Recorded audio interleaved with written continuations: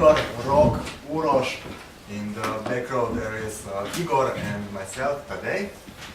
We are presenting our system that's a smartphone assisted, integrated, health demonic, semi-automatic, online smart, active ingredient dispensing, sustainable low energy consumption, ground collision detection system using the open electronic health record data structure with big data integration possibilities.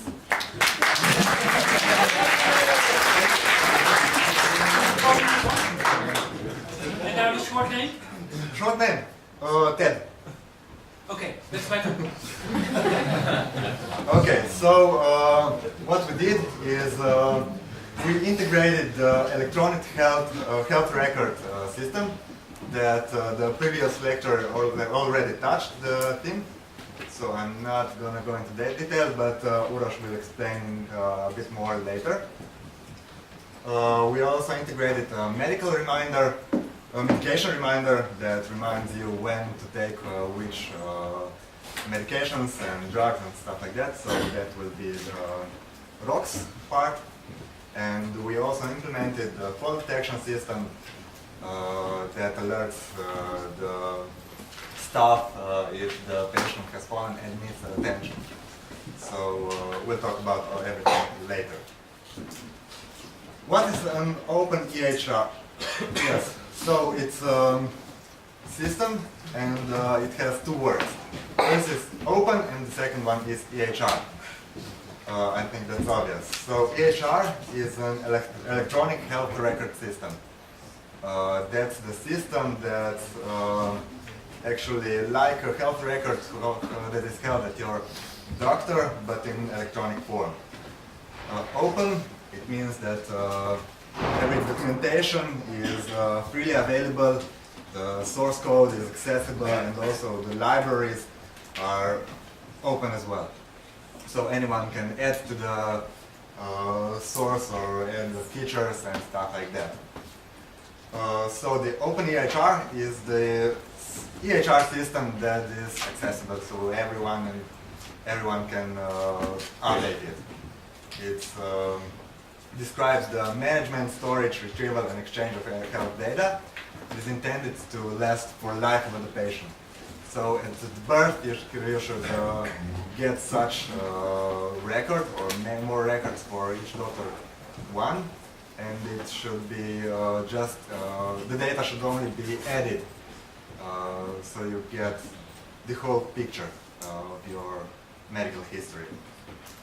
So now Uroš will present more about the EHR system. Okay, so the electronic health records, they are great because they can be accessed from anywhere. For example, like we are from Slovenia, we come to Finland. God forbid we get injured here, the doctor here can instantly access our health records, and this will help the doctor provide a faster diagnosis. It will increase the errors the doctor can possibly make, and it will get us the right treatment and medication as soon as possible. It also enables the statistical data processing of all of the health records, because we already have all the patient data in a computer.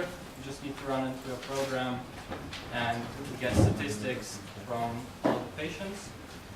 Another good part of the electronic health records is that they're reliable. Paper records can get lost, they fade, coffee gets spilled on them.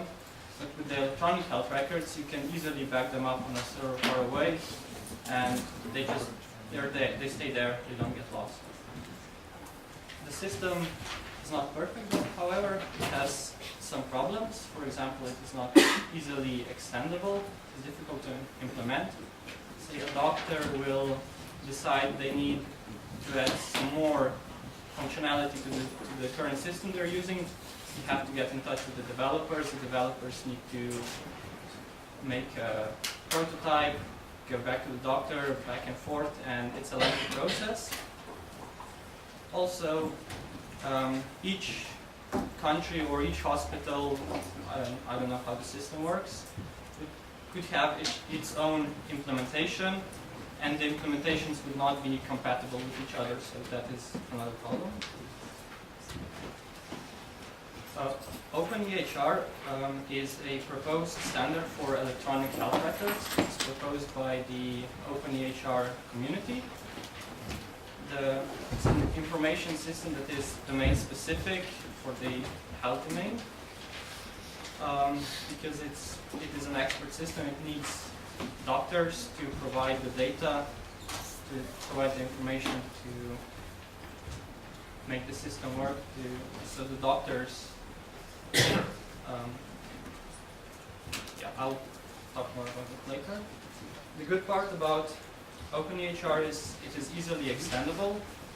There are many examples provided by the OpenEHR community, and it standardizes the exchange of data. So even if there are different implementations across the countries or hospitals, they are all compatible with each other.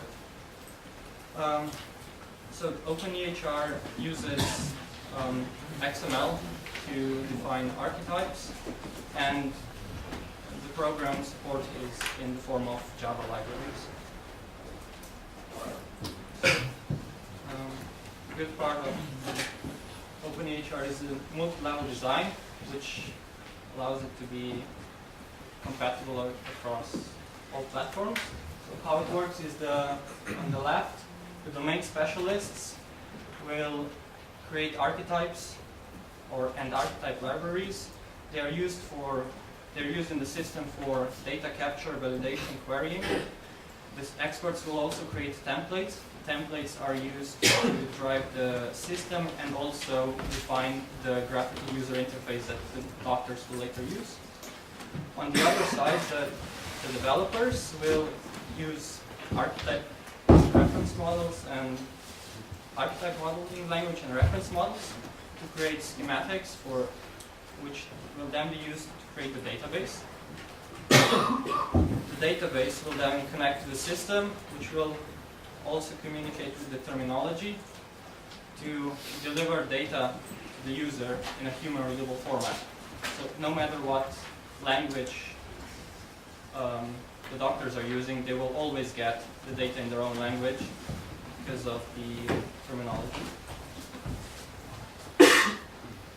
So how OpenEHR works? There are archetypes that represent one concept. Templates that are created from multiple archetypes, and all of these come from reference models. So now I will go into detail about each one. So archetypes represent clinical concepts. They are reusable. So once an archetype is made, it can be used in as many ways, in as many templates as possible as you want. It is written in ADL or archetype definition language. It contains some properties and some data about the concept it is describing. And archetypes are similar to classes in programming, but unlike in programming, where you make a class and then you extend it, this is the exact opposite. You make the concept as wide as you can, and then when you define archetypes, you narrow down the concept. So what this allows is to be compatible with different systems, because all systems needs to be compatible with the base archetype, and if they're compatible with that, they can read all of the other more defined archetypes. It is a huge subject, so if you want to read about it more, there is extensive documentation on the official ThinkEHR website.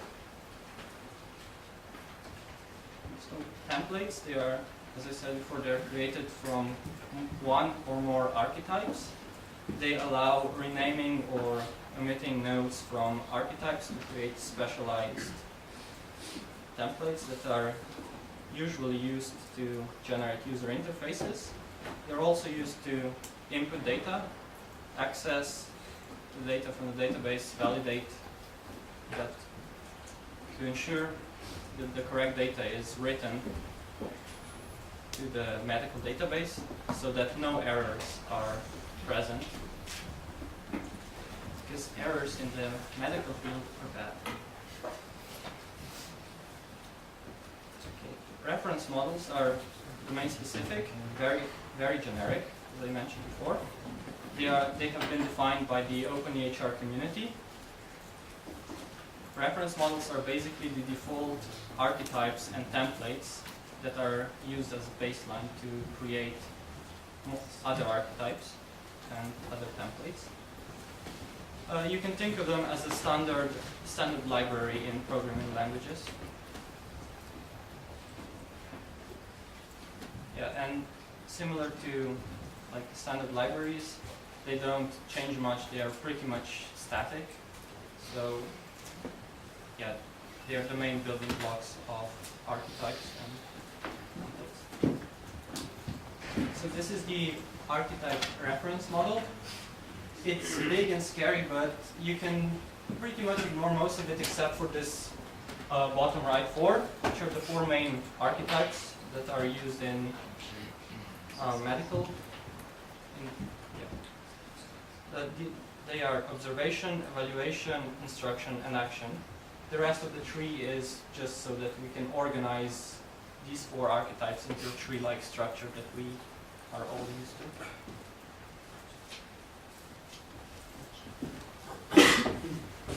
So to input the data into those templates, we first need to validate the data, and the main idea is to have the right data at the right place.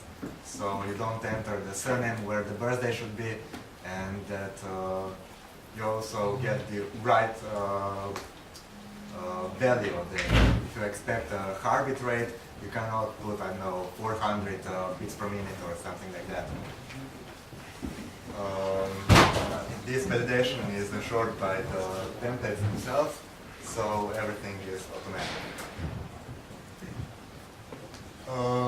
Now the next thing is the medication module that Robin is presenting. As we've heard a couple of times already in these past days, life expectancy is increasing.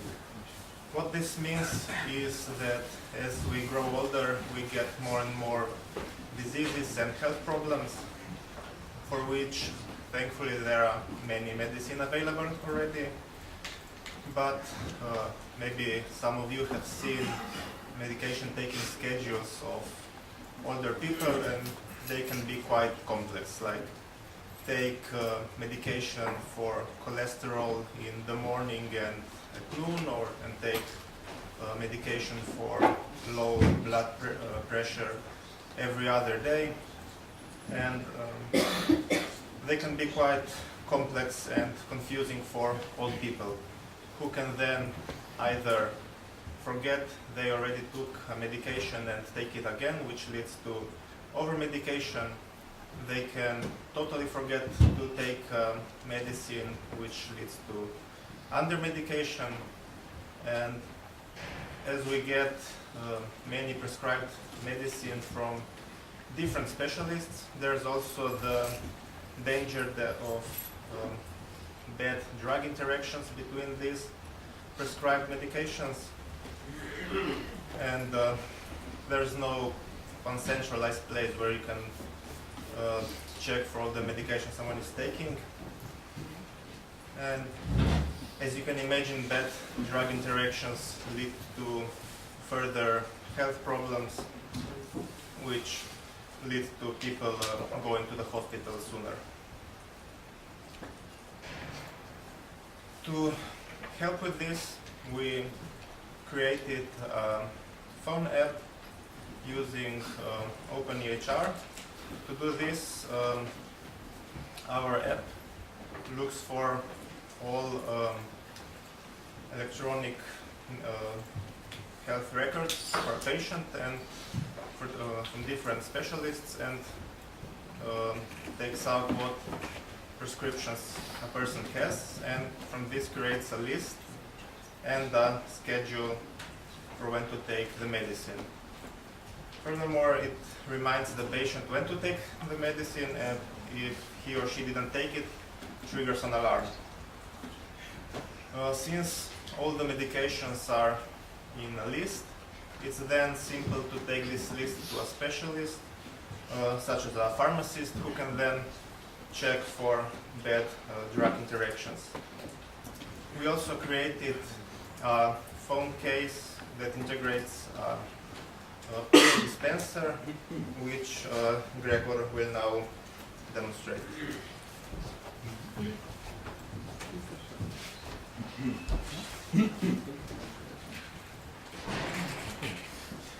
Okay, as you can see, it's a phone case. You put your mobile phone up here, so it looks like this. And for better demonstration, I'm gonna take it out for now because it's gonna be easier to rotate it. As you can see, there's a wheel with 14 boxes on the other side. Each of these boxes contains some medicine. We didn't put more boxes because we consider the size of the wheel and the size of the boxes not to be too big or too small. So you take the boxes out from this side hole that you can see here. You just rotate it and the boxes can go in or out. It's a bit not working as it should. Looks like this. There could be an empty box where the hole can rest, so you don't lose the medicine on the way when you're transporting this thing.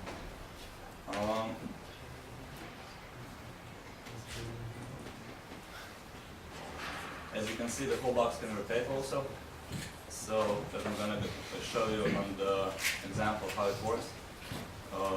When you have your phone inside, the camera must be aligned with the box, and at a certain hour the patient, the user, has to take the medicine, the phone will start to ring, and like you saw yesterday with that big machine, it told the user to take his medicine. So when that happens, he takes his medicine out, he eats them, and then he just switches to the night box.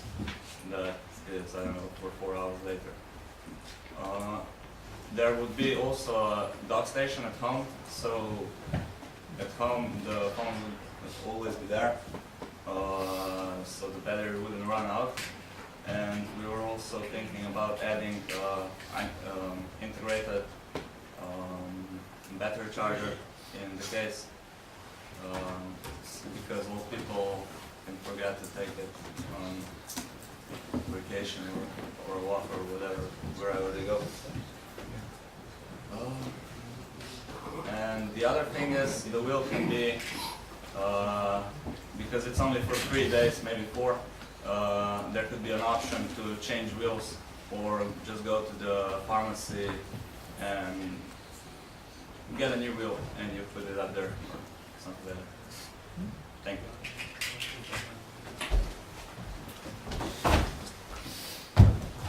So we are slowly running out of time, so I will speed up the presentation.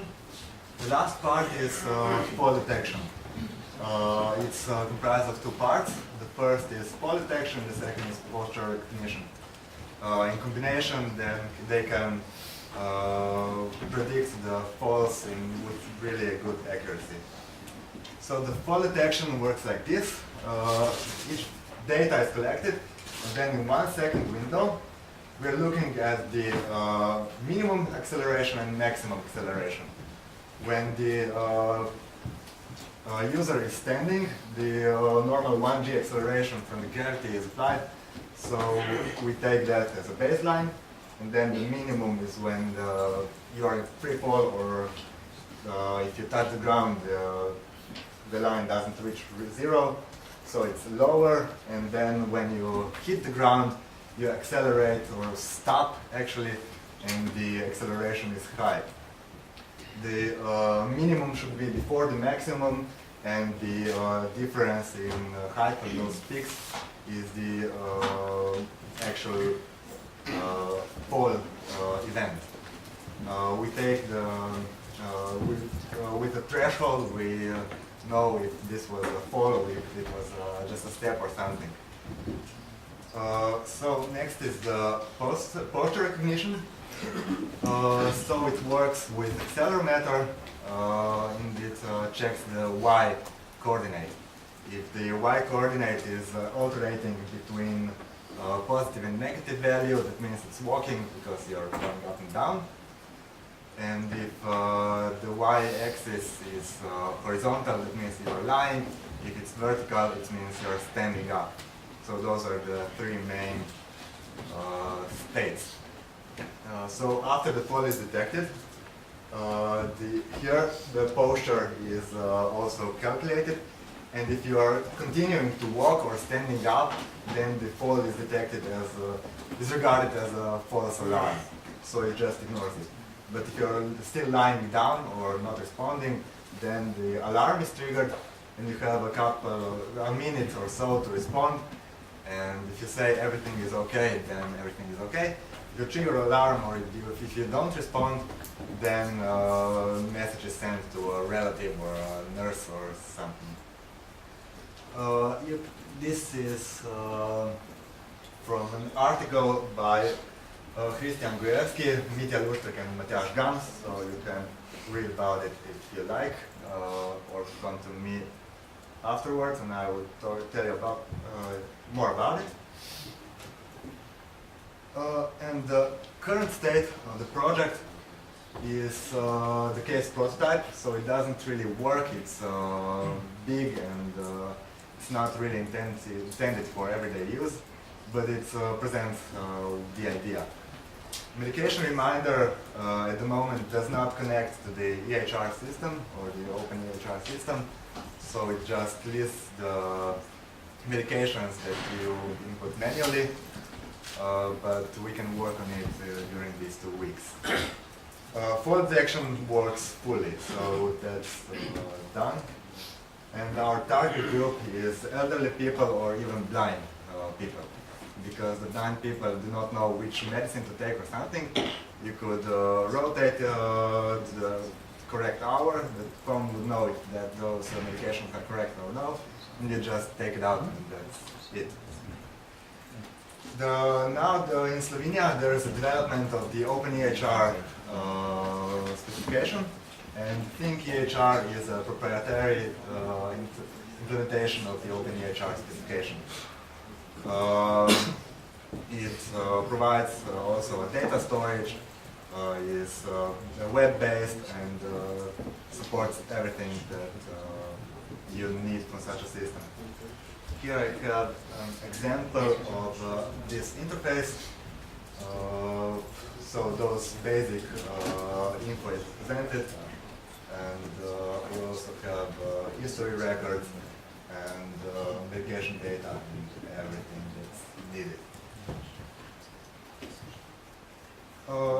Now there could be also problems. So this case could be hard to operate because it has to be removed manually, and old people could need some training first. Old people could also forget to charge the battery, so there that docking station that Gregor was talking about become useful, and there is no control over the patient. So the patient could align to the wrong medicine, take it, and there's nothing we can do. Okay, that's it. These are just some ideas that you can think about, and we are done.